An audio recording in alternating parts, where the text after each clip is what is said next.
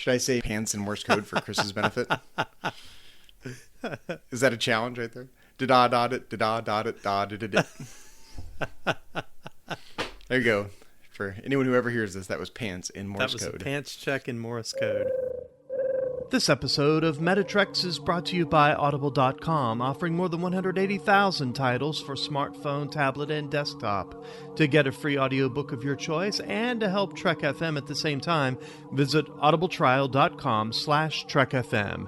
And also by Enterprise in Space, an international program of the nonprofit National Space Society. Find out how you can help science and education and become a virtual crew member aboard the NSS Enterprise Orbiter by visiting enterpriseinspace.org. Want to join the conversation and share your thoughts on this episode? Join the Babel Conference, our listeners group on Facebook. Just type BABEL into the Facebook search field. We look forward to seeing you there. This is Tim Russ, Lieutenant Commander Tuvok on Star Trek Voyager, and you're listening to Trek FM.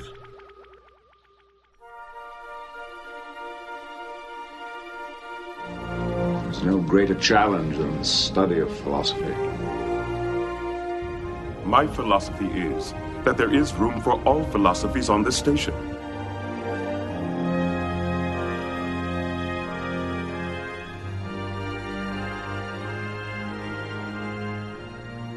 Hello, everybody, and welcome to episode 73 of Metatrex, Trek FM show on Star Trek and philosophy. My name is Zachary Fruhling, and with me, as always, is my esteemed co-host, Mike Morrison. Today, we will be discussing the philosophical themes and issues in the second season episode of Star Trek The Next Generation, Penpals. And Mike, you and I were talking before the show that this is probably the first episode of Metatrex where we picked the title of the show before we actually recorded the show. I know, and we've had this actually on the docket for quite a while. We'd planned this out way back. We were somewhere in the 50s, I think, at the time when we decided to put this particular episode in the lineup. So I'm looking forward to it. But Zachary, there's this strange tapping noise. What is that tapping in the background? It could be my Morse code key. And for those of you that don't know, and some of you might know this already, but I am a ham radio operator in the side. I have been for a long time. I got my first ham radio license when I was 13 in 1991. That's a long time ago now. Back when, right about, shortly after when this episode of TNG aired, actually, is when I got my ham radio license. For those of you that don't know this, the number 73 has a special meaning in Morse code on ham radio. It's used as a way of saying goodbye. It literally means best wishes in Morse code. So when you're signing off with someone, you send them 73 in Morse code. And it sounds something like this. Da da da da da da da da da. That is 73 in Morse code. So some time ago, we were talking about what we were going to do for episode 73, and I had this crazy idea. Let's do an episode on space ham radio, and the episode that came to mind was the second season TNG episode Penpals, and that is the episode where Data, if you remember, starts talking over his space ham radio to a girl on a dying planet, and he has to decide whether to help save the girl and this planet from destruction. All by space ham radio. And that's a great episode from the second season. And we know it's second season because Diana Muldaur is in some of these great conversations in the dialogue of this episode, and there really is. This episode is so rich with great dialogue. As far as the writing is concerned, it's one of my favorite episodes from that second season. There's so many quotable lines, and some of those lines, you and I were talking in the Turbo Lift, are very indicative of not just great Star Trek, but they really sum up the Next Generation. For instance, the quote, "The dilemma exists, we have to discuss the options." I mean, that just sums it up right there. We're going to have a board meeting. We're going to do a Geordie PowerPoint. And I think you're right. This is Star Trek The Next Generation in a nutshell. Whenever there's a crisis, if this were the original series, it would be like, okay, let's beam down with our phasers. And in The Next Generation, it's like, okay, there's a crisis. We violated the Prime Directive. This world's in danger. Let's have a board meeting. Yeah. Another great quote, Zachary, that I'll throw in right here from the beginning is actually a Data quote. And the thing that I love about this episode is this really brings the problems of a world into our space. so many times we see suffering, and I'm talking about in our own world. We're going to pull out of the Star Trek universe for a moment. We flip on the television, or we fire up our computers, or we get on our smartphones, however it is that we get our news and information. There's so many ways to do that these days. When we fire these things up and we look at the news, it's easy to browse through, and we see all kinds of things going on in the world, and we see things going on in Hollywood, and we see things going on in politics, and oh, look, another missile's been fired in Korea or whatever. And it's easy to kind of discard those things as not being relevant. But Data reminds us in this episode that oftentimes these things involve people. He says the Dreamans are not subject for philosophical debate. They are a people. And my goodness, is that ever something that we need to remember here today in 2017? I think one of the things I love about this episode right off the bat is the way in which it really demonstrates the power of a starship captain to determine the fate of an entire world. Yes. You don't see the stakes being quite so high this often in Star Trek. Oftentimes it's political disputes. Do we get involved or do we not get involved? We know there are consequences, but they're not like the entire planet and the entire species is going to be wiped out kind of situations. We do see it a couple times in Star Trek The Next Generation, but this is one of the couple times, and maybe the first time where we see that the stakes can be really, really high when you're sitting in the center chair. Yeah, no doubt about it. No doubt about it. And the whole episode kind of surrounds this idea of this, cry from the dark, as they kind of refer to it. And it's a radio conversation going on between Data and a small child from this doomed planet. And it's fascinating because, again, Zachary, and you can speak to this much more than I can. I remember the old school days back before you were even born. My father was into that whole CB thing in the early 70s, and he had this incredible linear CB. The thing must cost hundreds of dollars in 1970, which would probably be thousands of dollars today. And he talked to people all over the country and even in some places outside the U.S. on that thing. And it was a big deal. He had a handle, and the 10-4 good buddy. That to me always seemed interesting. And even when I grew up, this idea of mass communication, and you and I both have some roots in the Radio Shack thing, and that was always fun for me, is this whole idea of communication. And that was really where I excelled in selling in the electronics world, was cell phones and computers in the early days of the internet. So I find this fascinating as well. There's so much here that I find really interesting and relevant to me personally. Like I said, I got my ham radio license when I was about 13, and my dad and my grandmother got their ham radio licenses at the same time, about 1962, 55 years ago now. That's hard to believe. That's incredible. And I actually have one of their original ham radios. It's this beast of a vacuum tube laden machine. It glows in the dark. It's heavy. It's a monster. It's amazing how much technology's actually changed. And I think we forget, especially people who are younger that grew up with technology. And you and I grew up with technology. Like you said, you came from the 70s with the CB craze going on, and I came from the 80s with computers going on. It's easy to forget how magical technology really is. Back in the day, it was really amazing and novel to be able to communicate without wires over a distance. Think of you and I are talking right now. I'm in California, you're in Texas, and we are talking over what are essentially wires, maybe through satellites. I'm not sure how our signals are being routed, but there's a lot of infrastructure in place to be able for us to have a conversation. And I think the magical thing for me about ham radio was always being able to talk directly to someone else, either using voice or Morse code or some sort of data transmission, but with no wires. Essentially being wireless, right? It's magical. It's like action at a distance in some sort of spooky, mystical sense, and it's really interesting. And I can totally relate to Data, like sitting in his quarters, getting this strange signal from someone he's never met before. I can't tell you the number of nights in my lifetime I've spent, in the dark with the ham radio glowing, sending out a CQ and Morse code, or, trying to contact someone I haven't talked to before. And I've talked to people all around the world with no infrastructure. And it's magical because when you basically get on the ham radio and you do what Sarshenka did in this episode, which is say, is anybody out there? And in ham radio, you do that with the signal CQ. You can say CQ, this is, then you say your call sign. So Data's like calling CQ, is anyone out there? And Sarshenka goes, I'm here. Is anybody out there? and they have a conversation, and it's magical. And you can really build real friendships. I have people I've known my entire life now that I'm friends with because of that kind of connection. In fact, just a couple years ago, I met someone that I first met when I was probably 13 on the ham radio. He just lives a few towns away, and we'd never met in real life. And when I finally moved back to the area, we actually met in person. It was amazing. That's awesome. It's really interesting. And so I just find the whole thing magical and interesting. And it's interesting to me that we've kind of forgotten how amazing it is that we can do this kind of thing, this kind of communication at a distance in the first place. And in the 24th century, I can only imagine how much more that must be the case. Just take for granted that you can talk to people anywhere, anytime. To me, that kind of raises an interesting question about the status of this kind of thing in the 24th century. I think that whenever communication exists, people are naturally social. They're going to want to find a way to talk to other people. Oftentimes people they haven't met before. They do want friends. And Captain Picard rightly points out that there's a loneliness in Sarshenka's call to Data, right? Is anybody out there? And I think human nature is just such that we do seek out friendships. And if you don't, if you're not keeping yourself busy in real life, you seek out friendships online or over radio or whatever. And that's just human nature. I can't imagine a 24th century where something like a future version of ham radio doesn't exist, where people sit there with their little subspace radios and call out, is anybody out there, and see who they can talk to.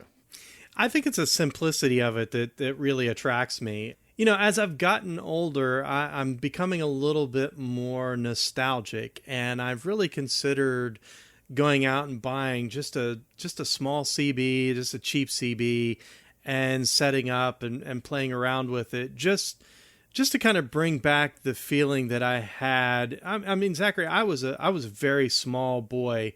In fact, if I shared my handle, it'd probably tell you how small I was. But those are the memories of... Tell me your handle was Mike the Kickboxer. No. It was Diaper Boy. Diaper Boy.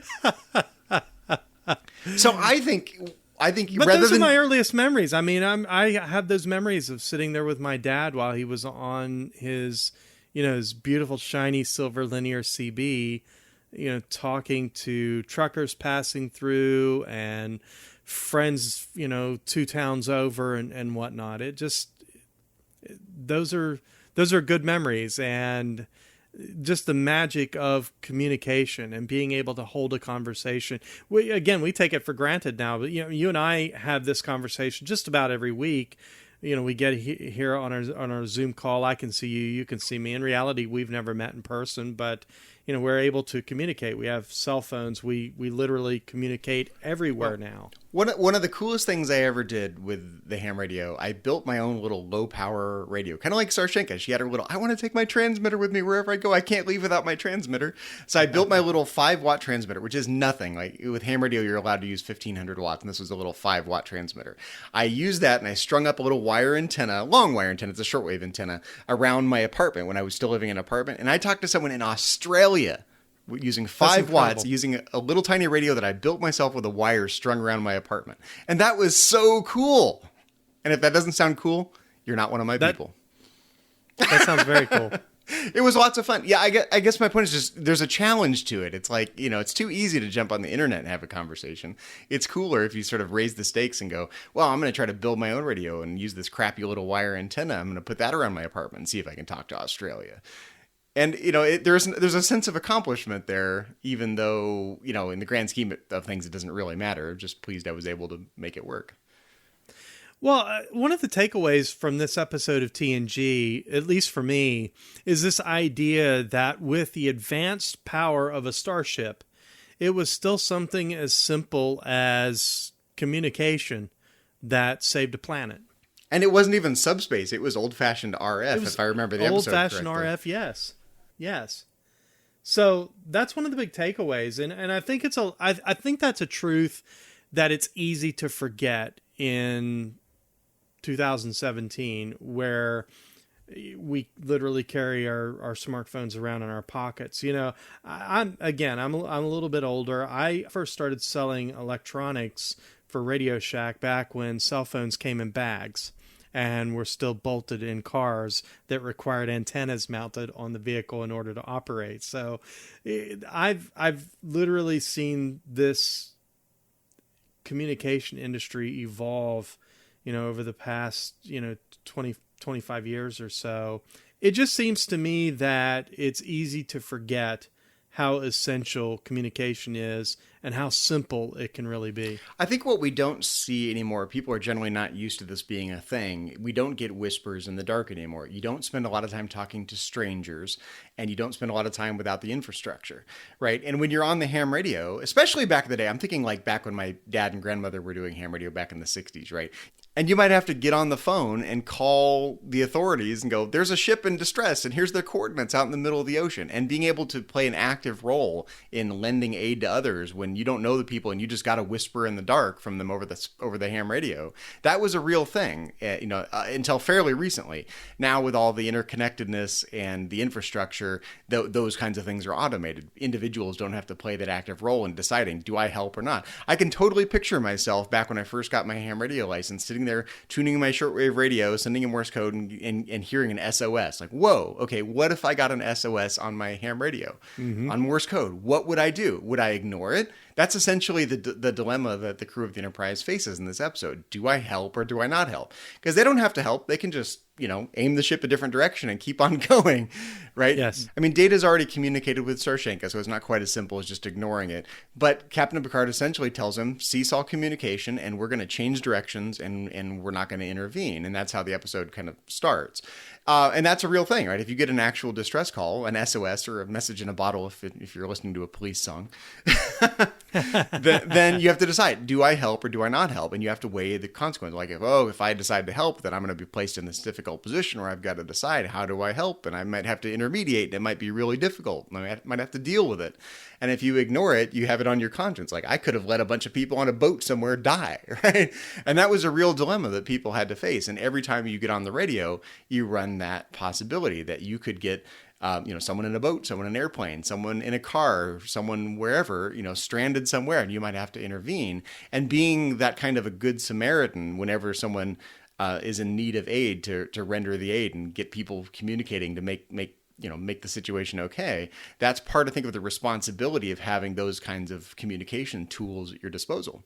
Yeah, and I'm glad you brought up kind of the conundrum that exists within this episode, because it's more than just an episode about communication. It's an episode about a problem, a real problem that exists that needs dealt with. Data has had ongoing communications with this girl, and he's aware of the situation, and he's kind of set aside the Prime Directive in doing so. So that opens up a whole other can of worms. And so in the boardroom of the Enterprise D, we have a debate going on. Do we help or do we not help? But in the midst of all of that, we have kind of a coming of age story about young Wesley Crusher and his first steps into a bold new world of being a Starfleet officer. Actually, Mike, I think if memory serves, that Captain Picard's quarters serve as the Enterprise D boardroom in this episode. Yes, I think you're actually right. For some reason I never really understood. Like, let's all meet in my quarters, clandestine-like. Secret meeting in the captain's quarters. Well, they were dealing with sensitive Prime Directive issues that could have probably led to somebody's court martial. Well, it gets a little crowded there in the ready room, so we needed a little more room. But seriously, this is actually, for me, what makes this episode worthwhile philosophically, because in the middle of, it's a very talky episode, even though the stakes are really high. There's this planet whose existence is in jeopardy and danger. The conversation that happens in Picard's quarters is an extremely talky episode. The conversation that happens in Picard's quarters is an extremely talky conversation, right? They're all sitting around in essentially a song circle, and each character gets to say his or her piece about what the Prime Directive means and what our responsibilities are, weighing how strictly to interpret the Prime Directive or how loosely to interpret the Prime Directive, weighing consequences versus responsibility to the rules, weighing principles versus relationships and emotional import for Data and his friendship with this person he's just met. And it's an extremely complicated philosophical discussion that happens in 2 minutes. It's a lot to pack into a 2-minute conversation inside Captain Picard's quarters. So I do want to give a shout out to the individuals that made this episode happen, because I think the writing is so philosophically interesting and really condensed, right? It takes what could be a very long, drawn-out conversation and condenses it to its core essence, and that's what we see inside this scene in Captain Picard's quarters. So the story credit goes to Hannah Louise Shearer, and the story was brought to life in screenplay form by our friend of the network, Melinda Snodgrass. So for me, I'm really just fundamentally impressed at the complexity, the philosophical dialogue that happens in such a brief amount of time inside this episode.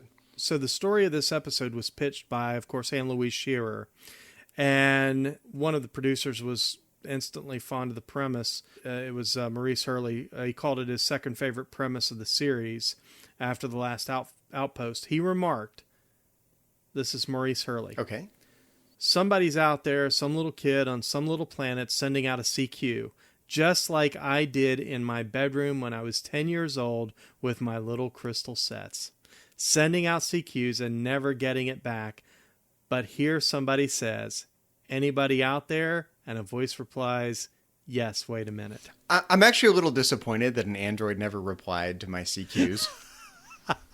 That would have been a heck of a lot more interesting. Actually, it got me thinking. At the end of this episode, they wipe Sarshinka's memory of the situation, and it's kind of like ancient aliens visited this planet. Do you think that in thousands of years, in a future Drama 4, there'll be these stories of ancient aliens or ancient androids visiting their planet and saving their world, just like we have stories of ancient aliens visiting the Egyptians nowadays? Data's the ancient alien. Think about that for a minute. There's going to be this massive conspiracy theory on Drama 4. That's only if the memory wipe doesn't last. Well, they must have left some sort of evidence, right? A tricorder, a communicator, a hypo spray. Some sort of implant in Sarshinka's brain. Pulaski. Oh, dropped an implant in there. Oh, we'll just sew that sucker up. No problem. All she remembers are those yellow eyes. Those beady yellow eyes. Lidless and wreathed in flames. Oh, wait, wrong franchise. Yeah, you and I were talking again in the Turbolift about just how well written this episode of The Next Generation is. And I have to say, when I think about The Next Generation, these are the types of episodes that I think about, because they are talky episodes. They're wordy. They're philosophical debates. They're explorations, and we're not firing phasers. We're not squaring off against the Romulans. We're not having some kind of strain that involves Klingons. We're dealing with a problem, and we're coming up with solutions. We're working together as a team, and we're solving them. And for that matter, in the midst of this episode, one of the things I think that really sets the tone for not just Captain Picard, but the entire crew throughout the rest of The Next Generation is the way that they're able to put their humanitarian obligations ahead of their own duty. In fact, Captain Picard says as much in the episode when he's talking to Data. He says to Data, you reminded us that there are obligations that go beyond duty. And I love the way that Data is used to be this kind of voice of reason, this this android who is going to really transcend his own programming and really in many ways defy the Prime Directive in order to do what is right ethically for the Dreamans.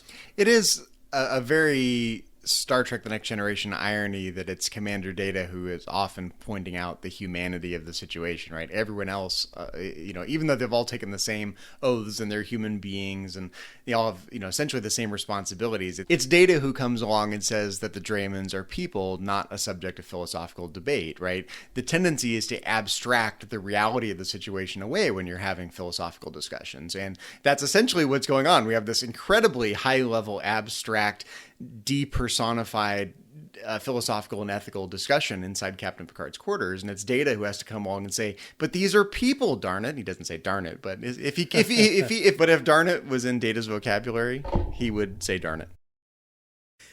Yeah, and I have to say too that this is an episode that really changed my whole opinion of Dr. Pulaski in this episode. When she first comes into season 2, I got to be honest, in those early episodes of season 2, I am not a fan of Dr. Pulaski. I mean, Diana Muldaur is a wonderful actress, and I have been a fan and appreciate so much of what she brings to so many of the roles that she's had over the years. But this particular role, I just didn't care for her early on. I'm just going to say it. I didn't care for her early on. But somewhere about midway through the season, and as we get, this is the 15th episode of season 2, we're starting to get a softer, more even-tempered Dr. Pulaski. And really, in many ways, we see a whole different side of her. She's so cut and dry in so many ways, but she really kind of bucks the system in this episode and really goes to bat to try to do the right thing for the Dreamans who are facing extinction. Well, she's analogous to Dr. McCoy from the original Star Trek, right? Yes. Rough around the edges, but also the voice of compassion and humanity. Yes. So, speaking of the conversation that happens in Captain Picard's Ready Room, what do we think of the individual positions that the various participants in the dialogue take? I think we should run down these one at a time and just give our 2 cents on each person's take on the situation. Yeah, let's do that. Worf actually starts the dialogue, and I think this is really interesting. Worf, with his Klingon mannerisms, his arms crossed, standing extremely tall, says, "There are no options. The Prime Directive is not a matter of degrees. It is an absolute." So, Worf essentially takes the Kantian position that rules are rules, and even if we don't like the consequences, we stick to the rules. And that's quintessential Commander Worf, isn't it? We expect as much from him. He is rigid, and I think that Michael Dorn plays this so well. And I've got that image of him standing there with his arms folded in my mind. I can remember that scene so vividly. And I honestly have to admit something. I haven't watched this episode in probably a year. It's been about a year since I did my last Next Generation rewatch, so it's been a little while.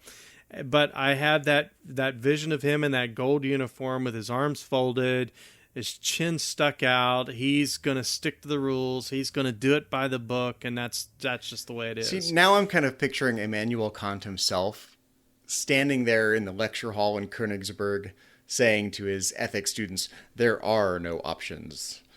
Ethical principles are not a matter of degree. They are absolutes." Do you think he had the same kind of delivery that Michael Dorn has? It might have been more effective.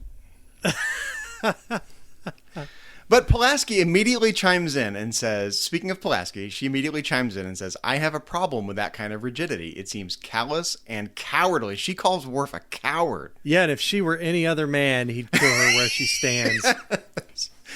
But it does seem callous because essentially if you take that position, the Kantian position that rules are absolutes, sometimes that's going to lead to consequences that an emotional person would find unacceptable and callous.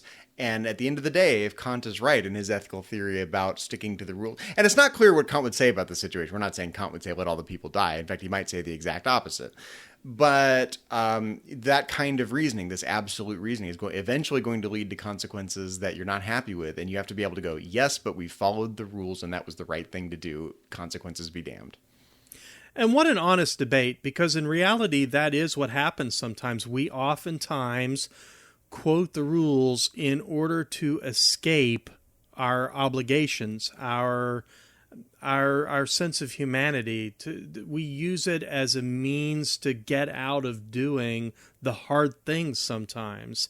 And in so saying that, I can remember, from that famous speech where President Kennedy stood and he said, "We're going to go to the moon in this decade and do the other things, not because they're easy, but because they're hard." In an age where we were getting all kinds of excuses for why we couldn't get into the space race and really make an impact and get a man to the moon, Kennedy stood up and said, "Hey, we're going to do the hard things because they're hard." And in these types of situations where you have a problem, and clearly there's a problem here in this episode, that the dilemma exists, they said in that discussion. And we have to discuss options. It's so easy to use that rule book to say we don't have a dilemma and we can just, the rules say that we have to do A, B, and C, and that's what we're going to do, and we're not going to deal with it. But in reality, Zachary, real life doesn't work like that. Oftentimes, there are consequences to inactions. Not to act is to act, according to Dietrich Bonhoeffer, who was a pastor and a spy during World War II in Germany. So we see that Pulaski has introduced this compassion into the discussion, but Picard has a really interesting reply to Pulaski. He kind of takes this interesting hypothetical, philosophical approach to the discussion, invoking something like determinism. He says, well, if we could predict all the possible outcomes of the situation, then we might be able to decide what the right thing to do is. It reminds me a lot of causal determinism in philosophy. Like, he's basically taking the position of the philosopher Laplace, who said, well, if we could know everything about everything, all the particles and their trajectories, we should be able to predict the future, in which case we'd know exactly what we should do, right? I don't find this terribly convincing, and no one else in the room seems to either. And even Captain Picard kind of says, well, okay, if we could know everything, then this wouldn't be a dilemma. But obviously we don't know everything, so it is a real dilemma. But he kind of takes this deterministic approach. Well, if we could predict the future, then we would know what to do. And I just find that a terribly, insofar as this is a great discussion, this is actually one of the weak points of the discussion. I think Captain Picard should know better than invoking determinism in this way to try to reason his way out of an ethical dilemma. Yeah, and the fascinating thing, and not to get ahead of ourselves in the conversation we're discussing, this conversation between the senior staff of the Enterprise, but Troy says, aren't we part of the cosmic plan? And it's easy to dismiss one's free will in the midst of such a difficult debate, but in reality, it seems like a moot point to me to try and invoke determinism when you're discussing personal agency and actions of personal agency in order to affect change. Well, Riker pretty much says, well, that pretty much does it in for fate then, right? If it ultimately rests on our response to that anyway, or our presence in the grand scheme of things and what we decide to do, then the whole idea of fate goes out the window anyway. And so that's a really interesting point, that the second you invoke fate, as Troy says, you can say, well, there's a cosmic plan, and then we're either part of that cosmic plan or we're not a part of that cosmic plan. And if we're fated to be part of that cosmic plan and to act, and it's ultimately on our shoulders anyway, then what's the point of invoking fate in the first place? Riker does a great job of pointing out why that's inconsistent. Yes. I'm surprised he didn't say, well, frankly, I feel fated to warp to Risa. Yeah, I think this episode really does illustrate that kind of reasoning. If you say, well, we've got an ethical dilemma, let's talk about fate. Let's talk about, a divine plan, or let's talk about, the causal determinism like Captain Picard does, that those kinds of things don't get you off the hook for the ethical dilemma. We know this, religious people do this a lot of the times. They will go, it's God's plan that blah, blah, blah, blah, blah. And you go, well, are you part of that plan or are you not part of the plan? It's still on your shoulders, buddy. Invoking God's plan doesn't get you off the hook in terms of what you're going to do in this situation here and now. Exactly. And Riker says, he says it's the height of hubris to think that we can or should interfere in the cosmic plan. And in reality, the fact that they're even having this conversation, this discussion, and trying to determine what their reaction to that plan is in and of itself interference. So I think we could throw that argument right out the door. I think that the kernel of a good idea here from Riker is that we shouldn't go around the universe playing God, right? Captain Picard essentially wields the fate of this entire planet and all the life forms on it in his hands. And he can decide, do these people live or do these people die? So Riker's point is that we should use that power tentatively and cautiously, maybe never. So it's almost better to sit back and let the universe unfold as it should. It's kind of like the Vulcan's position. Let things unfold as they should. Have faith that the universe will unfold as it was meant to, right? Spock makes that point in Star Trek VI.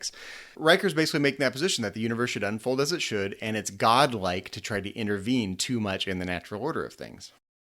But it's just as easy to argue that they are there at that time for a reason. Data got that transmission for a reason. Because he was meant to, in irony quotes? And that's essentially what Troy is arguing. She's saying, hey, who's to say that we're not part of that plan? Who's to say that Data didn't get that transmission as part of the plan, or that we're here with a starship and this power to use as part of the plan?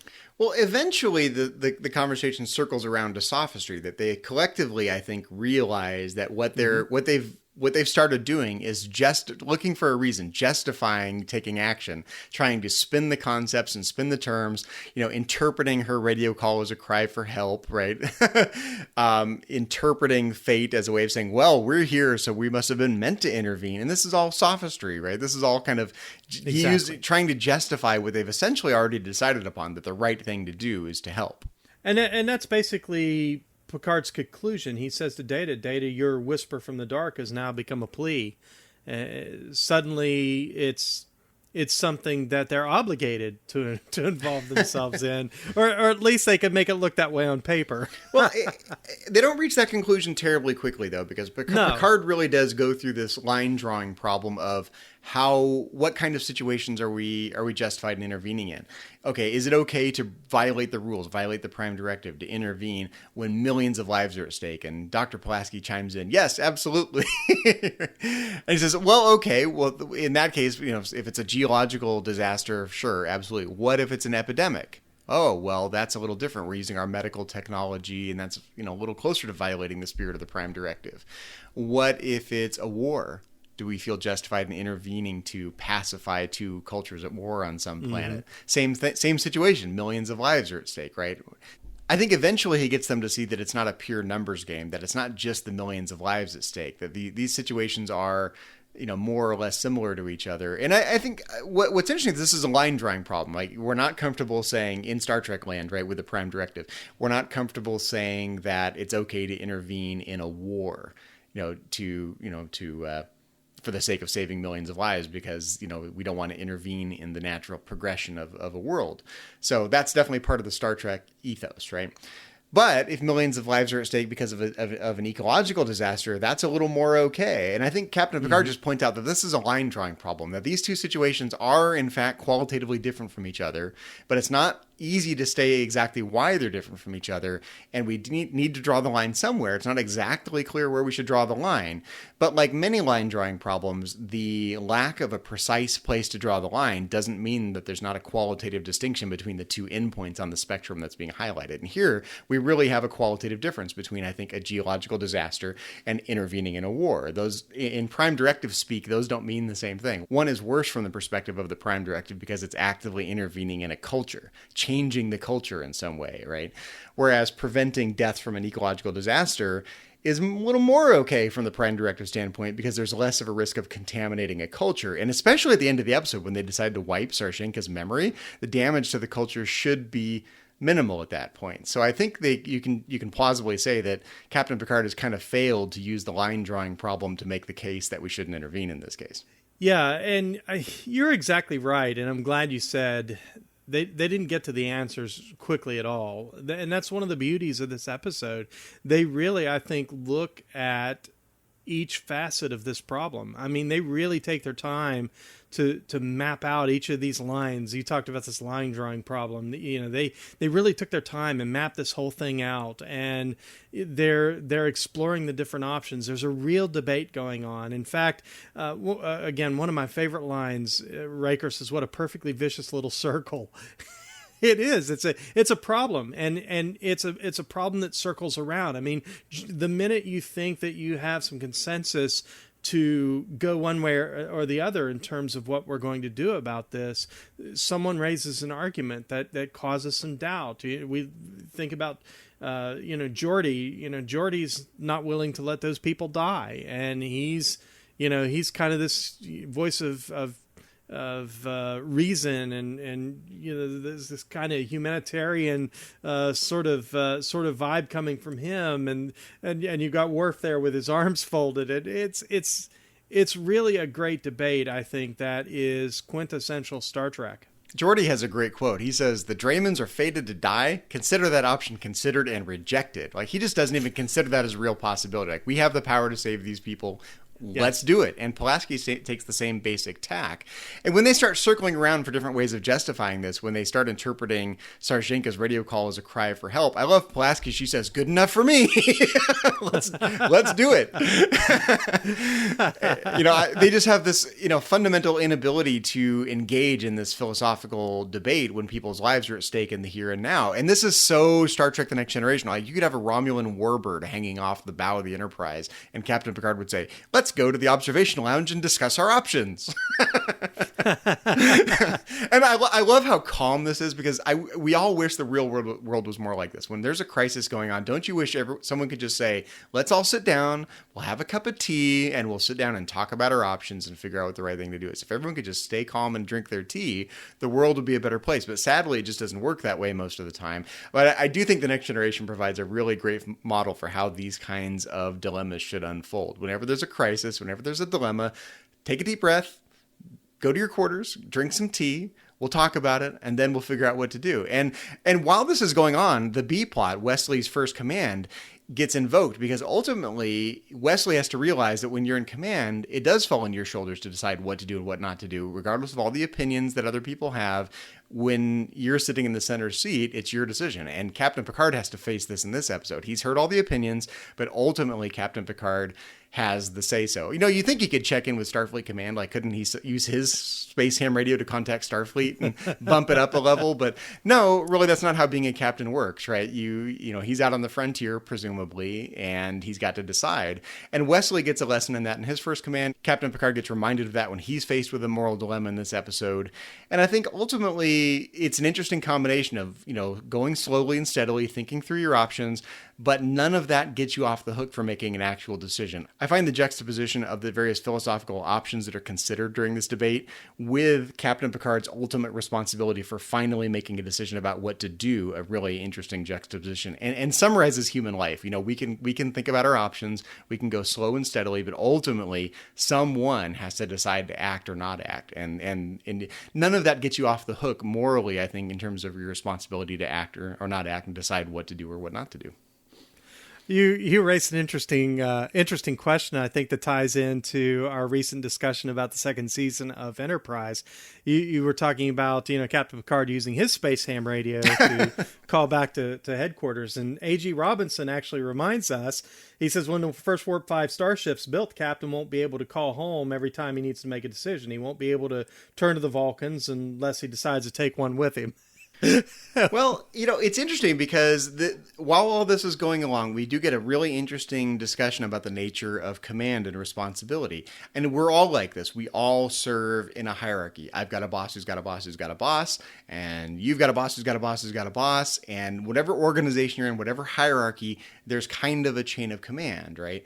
And Captain Picard is not the highest level of chain of command, right? He reports to admirals who report to the Federation Council, right? Mm-hmm. He doesn't get this sort of pure autonomy, but he is commander of his starship.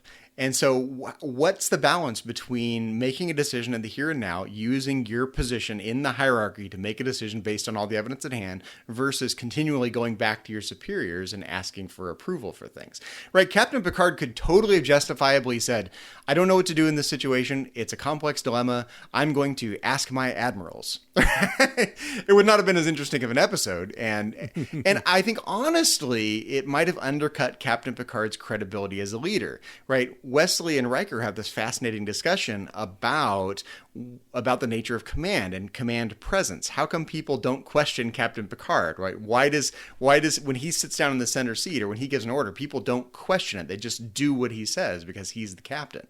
Part of that, I think, is being confident in your decisions. Captain Picard has heard all the options. He's got the same rational faculties as his admirals do. He's got all the information. They don't have all the information, so he's the one to make a decision because he's most in the know.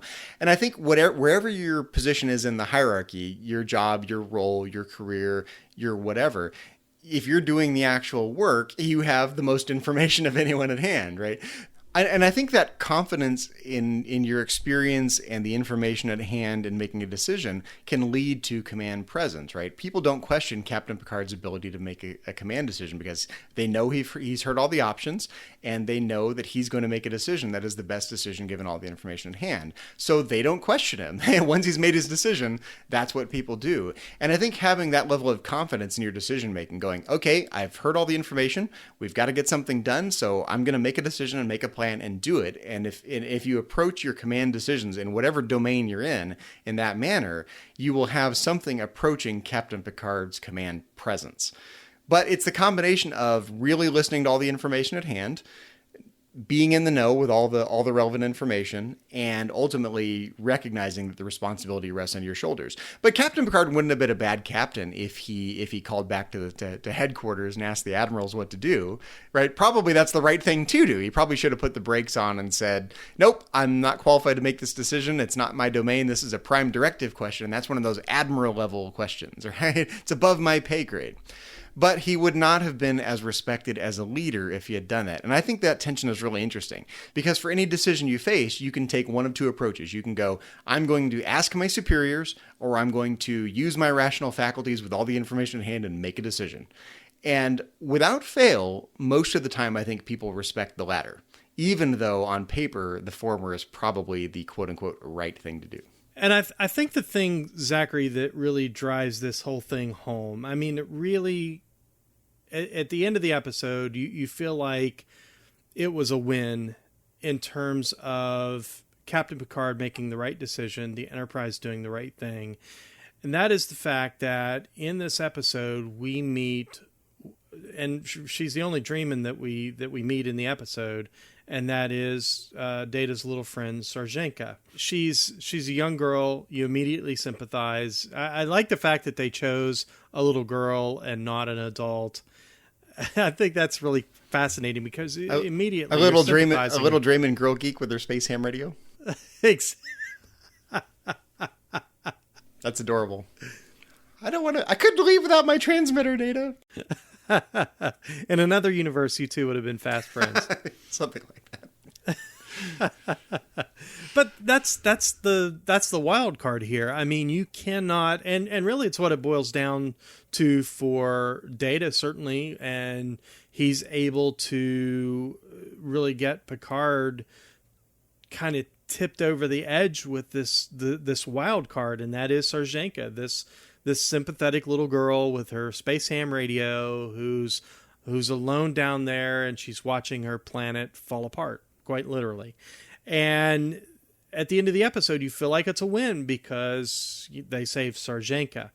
And on a side note, when we're talking about everybody's position here, I think my favorite character and their position in this entire episode, we talked about Worf, we talked about Pulaski and Riker and Picard and Troy and LaForge, but I think the position that I appreciate the most is O'Brien. Oh, there's going to be hell to pay? When Captain Picard walks in and says, "O'Brien, take a nap. You didn't see any of this. You're not involved." He goes, "Yes, sir. I'll be standing over here dozing off." Until Sarjenka beams aboard, and then he says, "Oh, there's going to be hell to pay." Well, and that's another fascinating facet of this episode, the banter between Captain Picard and Commander Riker about how in the thick of it they are.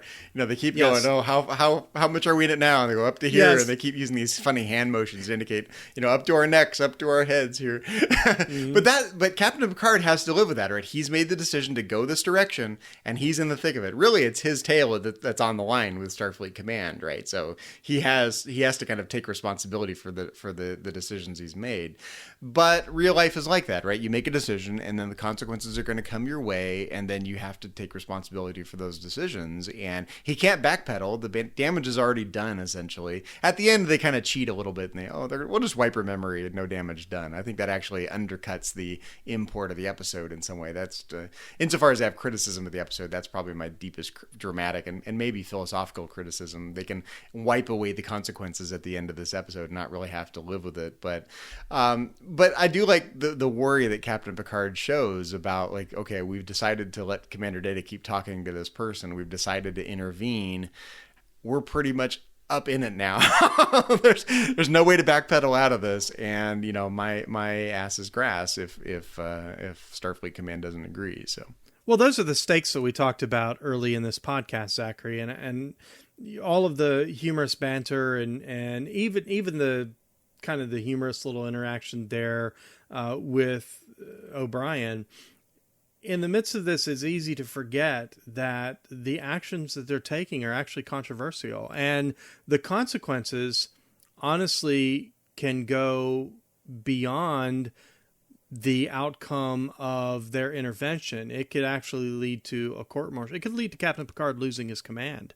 It could, there could be other consequences. It could involve other officers. And it's easy to forget that when you're watching this episode, but isn't that life? I think we live in an age where we don't always think about the consequences of our actions. I think it's easy to whip out our smartphone and take a video, and you're going to hand that over to the local news and interpret it any way you want to, and 50% of the people are going to see it your way and 50% of the people aren't, and at the end of the day, are there any real consequences? And that's just kind of the age that we're living in. And this episode reminds us that in real life, regardless, there are consequences. Things are going to happen. Those results as consequences. Some of them can be positive. Some of them can be negative. You can do the right thing and have negative consequences. Well, you know that Admiral Nora Sati was looking closely into this incident when she was questioning Captain Picard for his loyalty to Starfleet. And she's taken down bigger men than him, let me tell you. Very closely into the logs from this time period. So we mentioned the B plot about Wesley getting his first command. And it's fascinating because I didn't realize these plots were as intimately related as we've made them out to be. And that's a fascinating revelation, having seen this episode many different times now. But what do we think of the B plot and this idea of getting your first command? I mean, everyone has an experience like this, right? Where you get that promotion, or you're in a position of authority, or you have an influence over something. Your first command, whatever that means for you, right? For me, my first command was having my own classroom, going from being a student to being a teacher's assistant to actually running my own classroom, right? Mm-hmm. Going from, TAing, 10 or 15 students to lecturing in a lecture hall with 400 people. My class, right? That was my kind of first command experience. What I found to be true about that is it's amazing how much people's expectations really define who you are. When people expect you to be in a position of authority, like when I walked into that classroom and it was my lecture hall and it was my class for the next 16 weeks, I just became the instructor. It was really a really easy role for me to take on because that's what everyone's expectations were. Any nervousness or uncertainty I had, like Wesley is having here about his first command, very quickly subsided once I realized that it was my class. And if I said, here's what we're doing, that's what everyone did. It was extremely powerful. I felt like Captain Picard, like with a fate of 400 students in my hands, right? But it was just very easy to fill the role, and even given those doubts or worries or whatever. And I think Wesley finds that it's actually really easy too, even though he has a few bumps along the way. When someone says, Wesley, oh man, you should have talked to me first before you decided who goes on this team to do the survey. We really didn't pick the best people. And he's really causing Wesley this crisis of confidence in his own command ability. He's got some older people saying, here's what you need to do. We know more than you do. Even though you're in command, we don't really know what you're doing. So when Wesley finally realizes that all he has to do is say, I've thought about it and I really do want you to do that isospectrogram, eventually the people under him are going to go, okay, you're in charge. I'll do it. Aye, sir. And that's the Starfleet officer's training. And he just has to remind himself that he needs to exert himself with a little command presence. And once he does that, he's like, oh, I've got this. I could be the next Captain Picard. It might actually go to his head. Do you think the next time Captain Picard yells at him, shut up, Wesley, that he will immediately go back into a crisis of confidence? You shut up. It'll set him back like 5 years.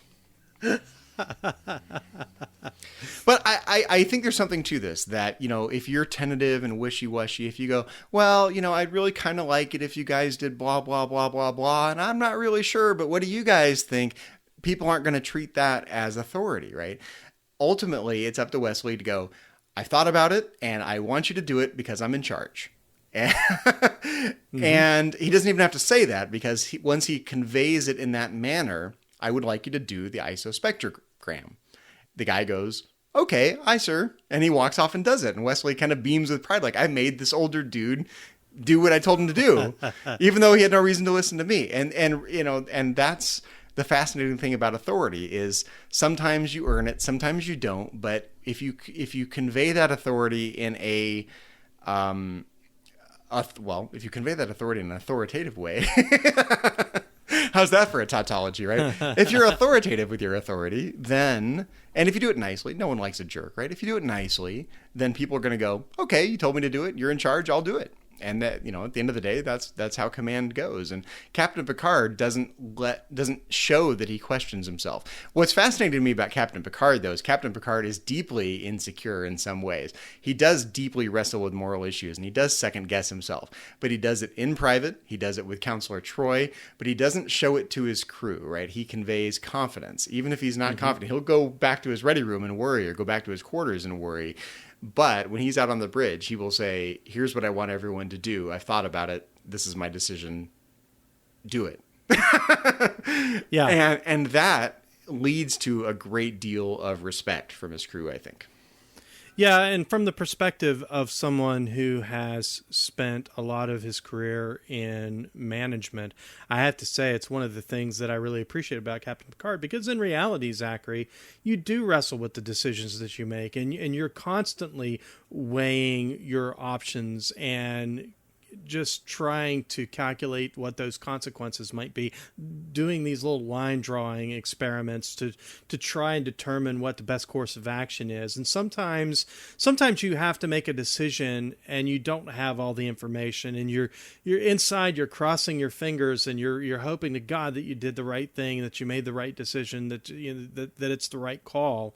And it's one of the things that I really appreciate and admire about Captain Picard as a leader, is that he's able to keep those things internal and not project them in front of his staff. And we realize that this is an actor playing a role, but I have to say that you can actually learn a lot about effective leadership by watching the way Captain Picard handles himself here in The Next Generation. I think there's a lot to learn. In fact, one of my favorite little things I like to follow on Twitter are Picard management tips, and some of those actually are, I don't know who runs that, but I have to say some of those are just genius, and I really wish some of my friends in the business world would really tune into those, because again, you can learn a lot about effective leadership from Captain Picard here in The Next Generation. Well, Captain Picard strikes a really delicate balance. He's open enough with his crew to let them see that he's genuinely thinking through the issue at hand, right? He's listening to their opinions.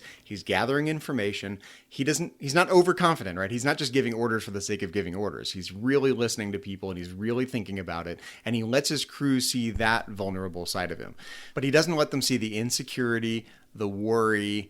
A little bit sometimes, he over the course of The Next Generation, of course, he becomes better friends with the crew, and he does let his guard down a little more. But generally, he's kind of a closed book, and he doesn't let them see the inner worry that he has. But after he's listened to everyone, after he's made it clear, and it's genuine, he's really listening, he's really gathering opinions, he's really gathering information. Once he's made his command decision, he goes into captain mode, right? Here's what we're doing. I've thought about it. This is my decision. Go. And everyone respects that because he took the time to listen to them. They know he's really thinking through the issues at hand. And they, I think, don't worry about the decision because he doesn't show that inner insecurity that really is lurking there. So I think it's a very delicate balance. Unlike, say, Captain Jellicoe. When Captain Jellicoe takes command of the Enterprise, he's not really listening to the people around him. And it shows, and they don't really respect him. Even though he's not a bad captain, he's making all the right decisions. He's the right person for that situation with the Cardassians in that episode. But he doesn't really listen to his crew, and they don't really respect him for it. And I think Captain Picard, this episode is a great example because Captain Picard does not agree with everyone's opinion inside that conversation in his quarters, right? There are some opinions there he fundamentally disagrees with. At the end of the day, though, he makes a decision, and even though he's made a decision contrary to the opinions of some of the people in the room, they all respect him for it because they were listened to. They know he's doing his darndest to make the best decision he can in light of all the information at hand, and they fundamentally respect him for it, even though they disagree. And most of us, when someone makes a decision we disagree with, we go, God, what an idiot, right? I don't really respect that yo-yo. But here, some people in that room have an opinion contrary to the decision Captain Picard makes, and they still respect him for it. And that is a fascinating lesson in respect and leadership. Yes, absolutely.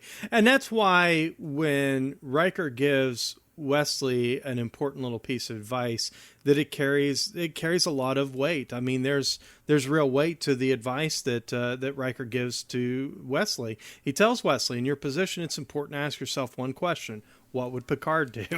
And that's a great piece of advice, but only for this reason. They've got a great captain who is thoughtful, but when he makes a decision, he's weighed the odds, and whatever decision he comes to, you have the confidence to know it's the right one. I'm actually a little disappointed we didn't get a Wesley boardroom scene. I would love to have seen Wesley sitting at the head of the observation lounge table with his little team around him, asking all their opinions, and then he'll say, "Okay, thanks everyone for your opinions. Here's what I've decided to do. Go." It would have been fun to see him kind of play Picard a little more. Yeah.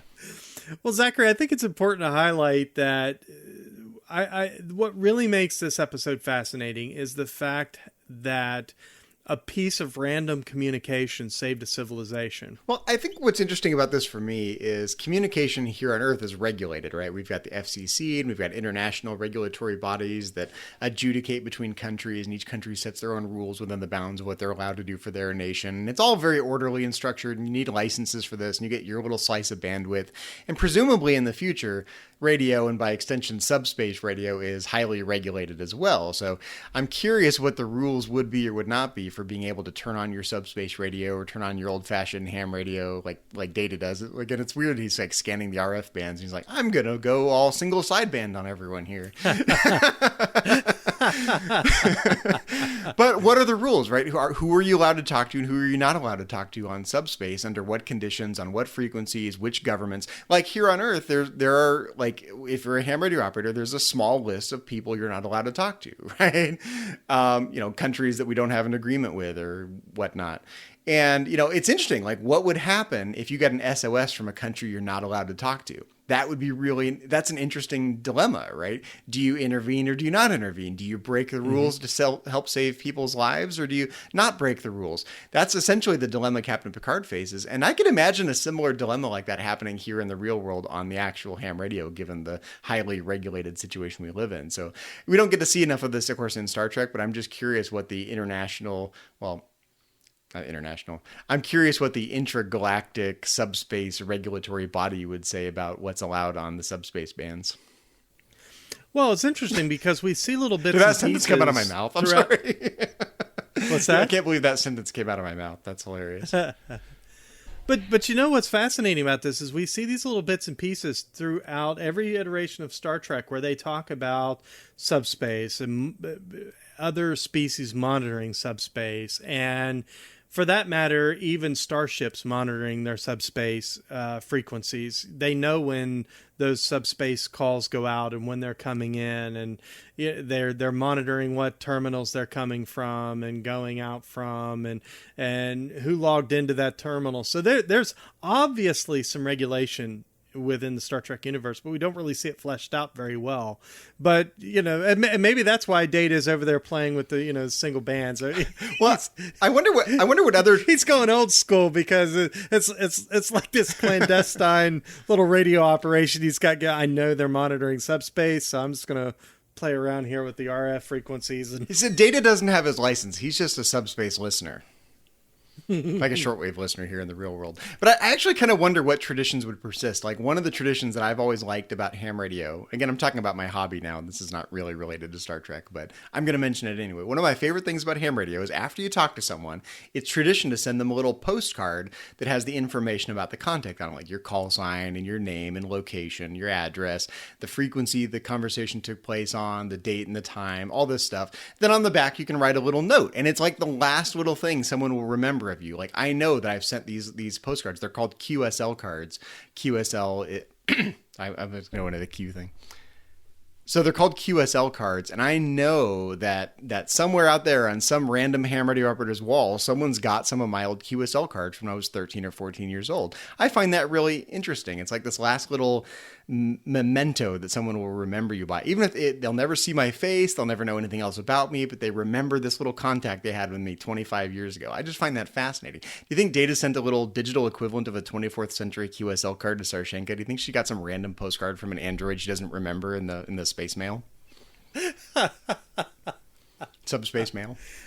And that's where their ancient aliens theory What the hell is this postcard, Sarshenka? Right. Oh. Lieutenant Commander Data, Starfleet. What the hell? But speaking of Qsl cards, before the show, you and I were talking about abbreviations on Morse code and ham radio, and there are these short 3-letter abbreviations called Q signals because they all start with the letter Q, and they're used to convey very complex information. Like I could say QR. Hold on. Like I could say QRP question mark in Morse code, and that means, shall I reduce my power? It's a fairly complex sentence, all conveyed by 3 characters to increase the efficiency of communication. But the Q code in ham radio got me thinking about Q in Star Trek. I don't know why. I just think it's funny. I can totally see Q playing around with dots and dashes on a ham radio.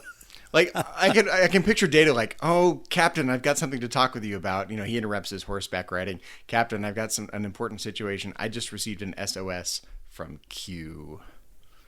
He used the Q code. It's like a special frequency that's and Captain Picard reserved. And Captain Picard's like, but it didn't end there. It never ends there with Q. So how is that related to anything important? It's not. I just think it's interesting. It's not. Yeah, that we can laugh about Q when we're talking about Q codes. But no, I do kind of wonder what traditions would persist. Like I do think that, I mean, people have been predicting the demise of ham radio for decades now, right? Why do people still think this is important? And it's because of things like emergency preparedness, and it's because of things like technological innovation. A great many of the technological achievements that we take for granted had something to do with ham radio along the way, because ham radio operators were the tinkers who were experimenting, and eventually those concepts or those new technological achievements got picked up by companies and governments, and they become the norm. But oftentimes they arose because of ham radio tinkerers, and we forget that fact that, it's hobbyists who came up with a lot of these things. I guess my point is just, I think that will continue. There will always be hobbyists who are innovating, that will invent the new thing, and there's a culture around that kind of innovation, and there's a culture around those kinds of hobbies, and they produce things like the Q code, and they produce things like QSL cards, postcards that people hang on the wall, these kinds of social interactions.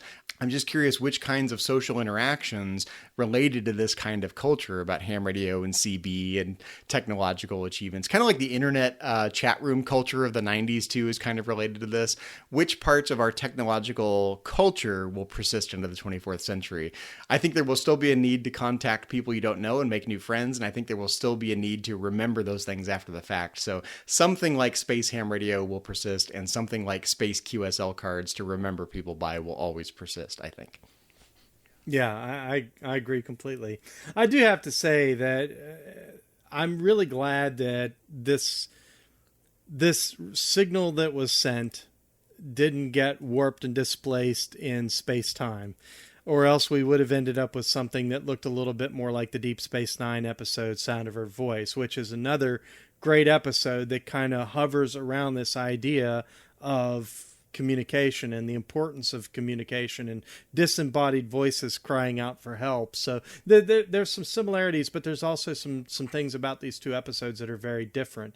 And I just wanted to get a plug in there for that Deep Space Nine episode. In that episode, the signal that they were using to communicate with this Starfleet officer was displaced in time as it passed through this noxious cloud, and actually was going backward in time. So they were talking to her in the past, and I wonder how this episode might have played had Sarshenka been from the past, and Dream of Four had already been destroyed, and they get there to find out the planet had gone extinct 2-3 years ago. I just wonder how the whole thing would have played out. That episode would have sucked. That would be so depressing. Like, they get there and Sarshenka's dead.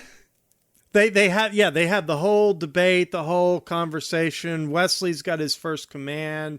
Worf's got his arms folded. Pulaski actually turns out to be a good guy, and then it's all for nothing because they get there and Sarshenka's So dead. I can imagine the scene. They get there and they find her bones and maybe like shreds of her clothing or something, and then her like little space ham radio transmitter is still on, and it's like, oh, her transmitter's still on. That's so sad. And then we all cry, and then the episode ends.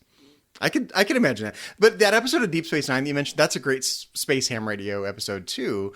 It's like someone decided to take this idea of the space ham radio and combined it with a causal time loop and squished them together and said, let's make an episode around that. But you know what it really reminds me? It reminds me of that movie Frequency. Have you seen that, where the guy contacts his dad on the like 30 years in the past? And to me, that movie always resonated with me because my dad's a ham radio operator too, and it's like, oh, that would be cool to be able to talk to my dad 30 years ago on the ham radio, or 50 years ago on the ham radio. Now I can't believe it's 50 years. But I think that episode of Deep Space Nine is nowhere near as great of a father-son movie as Frequency. Frequency probably did that one a little better, honestly. For sure. But the kind of the takeaway from the episode at the end of that episode, Zachary, they're all kind of standing around. They're sort of having an impromptu memorial for this fallen Starfleet officer, which all of them had spent some time talking to and had gotten to know a little bit, even though she was from their past, and when they got there, they found that she was already deceased. They had all gotten to know her. They had all kind of forged a bond with her, and it reminded them of, in the midst of this wartime situation that they were in, how important relationships are and communication. And O'Brien kind of said it best. He basically said, I've been pushing people out of my life, and I want to stop that. I need people to connect to and to be a part of my life. It's not a direct quote, of course, but that's the gist of what he's saying. And both of these episodes remind us how vitally important it is that we communicate, that we get to know one another. We live in an age of communication, and yet we are so disconnected as a society. And I love the kind of the moral of both of these stories, and how communication really changes things. Well, as you were describing the situation in that episode of Deep Space Nine, they get there and they realize that the other captain is dead, and there was a time delay or a time differential and whatnot. Mm-hmm. It reminds me, I mentioned the QSL cards. I actually have a fairly large collection of QSL cards that I've collected from ham radio operators over the years. What's the most unique or most interesting one that you've received? I received one that was hand-drawn. I think that's really neat. It's a little piece of art. I have one from a guy who worked, I don't even know exactly what he did. I should look him up. He did something with the Apollo moon landings. I remember that vividly. My dad actually talked to King Hussein of Jordan, who was a ham radio operator it's a Star Trek fan and made an appearance. Yeah, absolutely. In Star Trek, yes. So, but I guess my point was just that some of these people are dead. I know it. Like, I was 13, like 25 years ago when I was 13, I talked to these people, and I got QSL cards from people who are like in their 80s or 90s, old ham radio operators 25 years ago, and they're dead, right? It's kind of like what happens in this episode where they show up and this woman's dead, but the conversation meant something, and they have a little memorial, and they will always remember. And it's not going to be an important, deep part of their lives, right? They're going to go back to Deep Space Nine and do what they need to do. do, and it's not going to become a major factor. But it's this little thread of memory. Like, remember that conversation we had with this person? It really did mean something. And I kind of feel that way to all the now deceased ham radio operators that I talked to over the years, right? We had a meaningful conversation about something either inconsequential or something interesting, like the Apollo landings or whatever it was, what we do for a living, what our philosophical thoughts were. And I've had philosophical discussions over ham radio, just like we're doing here on Metatrex, and I find that really interesting. But some of those people are dead, and I remember them. My grandmother was a ham radio operator too. Like I mentioned that along with my dad, and she's deceased. In fact, they call dead ham radio operators? They call them silent keys, like key, like Morse code key. They call them silent keys. It's such a romantic notion, right?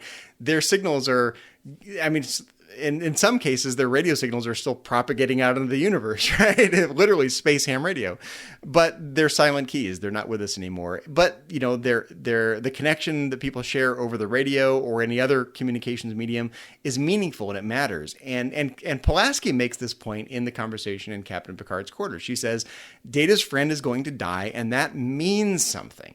And I just think it's a fact of human nature that these conversations, whether they're inconsequential or brief, mean something and they matter. And when people die, there's a loss there. And, I don't feel it deeply because I didn't know these people really well, but it does matter to me. And I do remember these people. And I think it's interesting that they'll be remembered long after they're gone because I took the time to talk to them for an hour, on my ham radio when I was 14.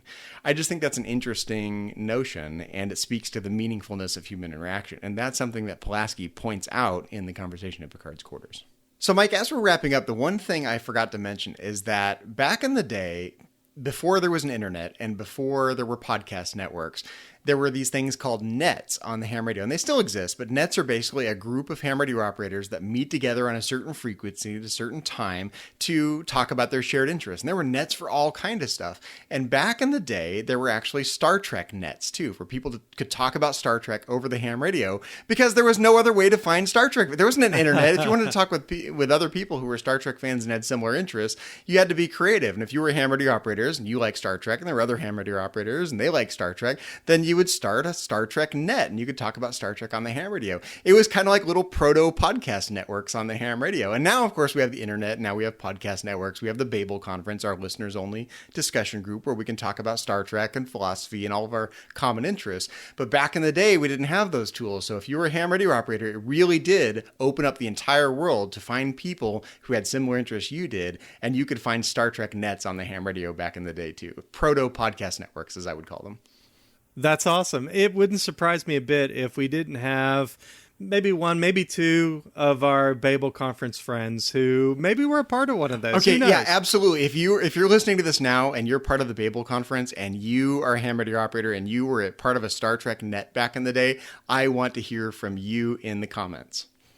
Yes, please comment under the thread and tell us about it. We want to hear that. For sure, for sure. I used to dabble a little bit in calligraphy when I was in high school. Of course you did. And in college. And I used to have a little card mounted on my wall when I was in college. Just something that I wrote down once. I no longer have that card. It's no longer mounted here at my desk or anything like that. It's imprinted upon my spirit, and that is to say that it is impossible to reach out and touch any surface without leaving a mark. And it's a reminder that when we reach out and we connect with someone else, it's impossible not to leave behind a little piece of yourself, not to leave a mark upon them. I think about the people who have come in and out of my life who have left indelible marks, no matter how brief a time we had the privilege of knowing each other. And again, both of these, you're right, it's an incredibly romantic notion, this idea that these silent keys, and that they're gone, but their signals are propagating out there in space. They're gone, but they're not forgotten. They still exist. You and I, long beyond our demise, we will exist in some form here in digital form through these podcasts, and me through my sermons, and you through your work in philosophy and in the classroom. You've left marks on people, and in ministry I've left marks on people. It's impossible to meander our way through life and not do that. Well, when Data dies in Nemesis and becomes a silent key with his space ham radio, he will be remembered even though he's gone. He's not really dead as long as his space ham radio signals are propagating throughout the universe. And Sarjenka and her one memory of those yellow eyes.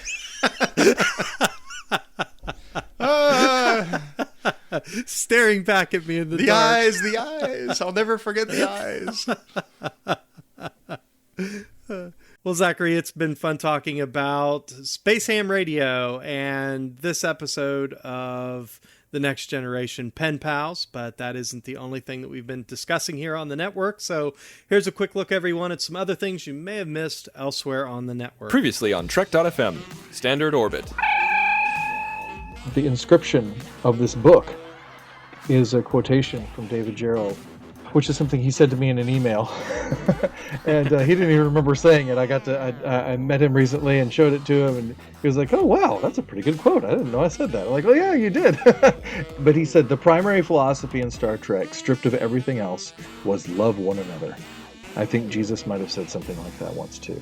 The Orb. It's always weird. I mean, say you're watching the original series and, you find out that Dr. McCoy's a real Merle Haggard fan. You know that? And he might be, That's actually. really strange. To the journey!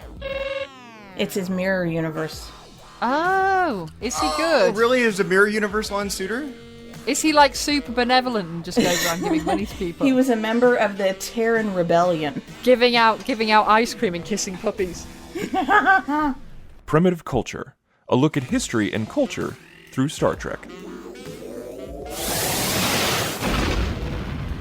This episode was actually banned by the BBC for many years, and they always said, I don't know if this is true, not so much because of the kind of allegorical significance of the episode, but because of this single line in it where Data says, he basically says, oh, well, the IRA basically achieved what they wanted in, I think it's 2024. 2024, yeah. It's coming up. And that's what else is happening on Trek.fm. Check out these shows and join the conversation about your favorite corner of the Star Trek universe and beyond. You'll find us wherever you get your podcasts. If you're an Apple user, be sure to hit the subscribe button in Apple Podcasts on iPhone, iPad, or Apple TV, or the desktop iTunes app to get the latest episodes as soon as they're published. And please leave us a star rating and a written review. If you're not an Apple user, we've got you covered as well. You can find our shows on Google Play Music, Stitcher, TuneIn, Spreaker, SoundCloud, Windows Phone, and most third-party apps, and you can always stream and download the MP3 file from our website or grab the RSS link. Oh, we'd love to hear your thoughts on today's show, and there are many ways for you to do that. The best place to join the larger conversation is the Babel Conference, our listeners-only group on Facebook. Just type Babel, that's B-A-B-E-L, into the search field on Facebook, and it'll come right up. Also known as our Star Trek Net.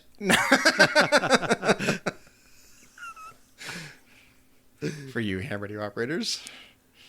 And that Star Trek Net is a closed group, but if you click join, one of our admins will let you right on in.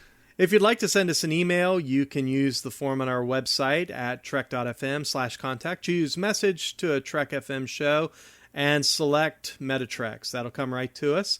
You can also find the network on Twitter at Trek FM and on Facebook at facebook.com/Trek FM. Well, Zachary, when you're not debating the finer points of the Prime Directive in dots and dashes, where can our listeners find you around the network and on the interwebs? Well, you can find me elsewhere on Trek FM as co-host of To the Journey, Trek FM's dedicated show to all things Star Trek Voyager, along with my two co-hosts over there, Kay Shaw and Suzanne Williamson. You can find me on Twitter if you'd like to talk about Star Trek and philosophy with me there. My handle is just my name, at Zachary Fruling. And you can always find me in the Babel Conference, Trek FM's listeners-only discussion group, if you'd like to talk about Star Trek and philosophy with me there.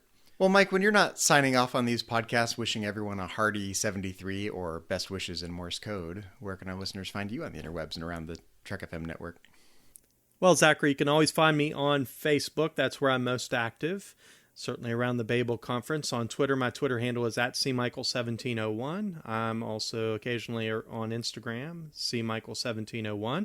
And if you'd like to read my blog about my journey to publish my novel and a little bit about life, you can catch me over at cmichael1701.wordpress.com.